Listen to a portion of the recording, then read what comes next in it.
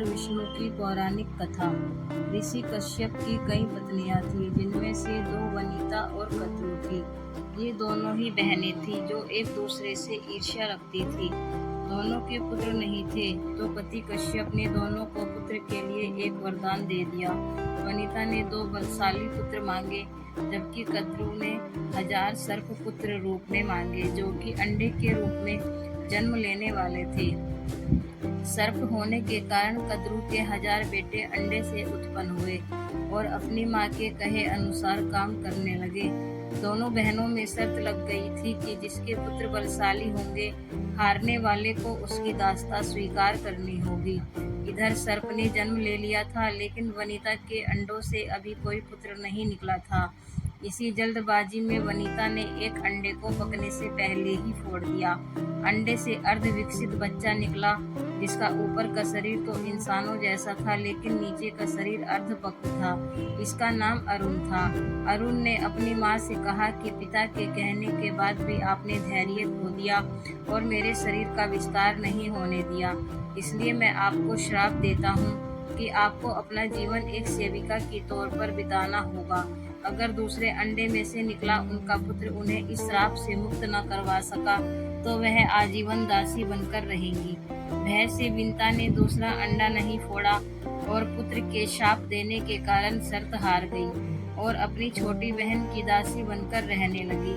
बहुत लंबे काल के बाद दूसरा अंडा फूटा और उसमें से विशालकाय गरुड़ निकला, जिसका मुख पक्षी की तरह और बाकी शरीर इंसानों की तरह था। हालांकि उसकी पसलियों से जुड़े उनके विशालकाय पंख भी थे। जब गरुड़ को यह पता चला कि उनकी माता तो उनकी ही बहन की दासी है और क्यों है यह भी पता चला, तो उन्होंने अपनी मौसी और सर्पों से इस दासत्व से मुक्ति के लिए उन्होंने शर्त पूछी।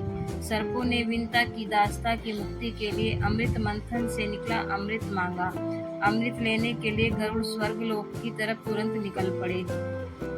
देवताओं ने अमृत की सुरक्षा के लिए 3 चरणों की सुरक्षा कर रखी थी। पहले चरण में आग की बड़े पर्दे बिछा रखे थे, दूसरे में घातक हथियारों की आपस में घर्षण करती दीवार थी और अंत में 2 विषैले सर्पों का पहरा। वहां तक भी पहुंचाने से पहले देवताओं से मुकाबला करना था। गरुड़ सबसे भिड़ गए और देवताओं को बिखेर दिया। तब गरुड़ ने कई नदियों का जल मुख में ले पहले चरण की आग को बुझा दिया। अगले पथ में गरुड़ ने अपना रूप इतना छोटा कर लिया कि कोई भी हथियार उनका कुछ न बिगाड़ सका और सांपों को अपने दोनों पंजों में पकड़कर उन्होंने अपने मुंह से अमृत कलश उठा लिया और धरती की ओर चल पड़े। लेकिन तभी रास्ते में भगवान विष्णु प्रकट हुए और गरुड़ के मुंह में अमृत कलश होने के बाद भी उसके प्रति मन में लालच न होने से खुश होकर गरुड़ को वरदान दिया कि वो आजीवन अमर हो जाएंगे। तब गरुड़ ने भी भगवान को एक वरदान मांगने के लिए बोला, तो भगवान ने उन्हें अपनी सवारी बनने का वरदान मांगा। इंद्र ने भी गरुड़ को वरदान दिया कि वो सांपों को भोजन के रूप में खा सकेगा।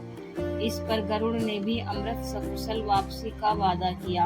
अंत में गरुड़ ने सर्पों को अमृत सौंप दिया और भूमि पर रखकर कहा, यह रहा अमृत कलश। मैंने यहाँ इसे लाने का अपना वादा पूरा किया और अब यह आपके सुपुर्द हुआ, लेकिन इसे पीने के बदले आप सभी स्नान करें तो अच्छा होगा।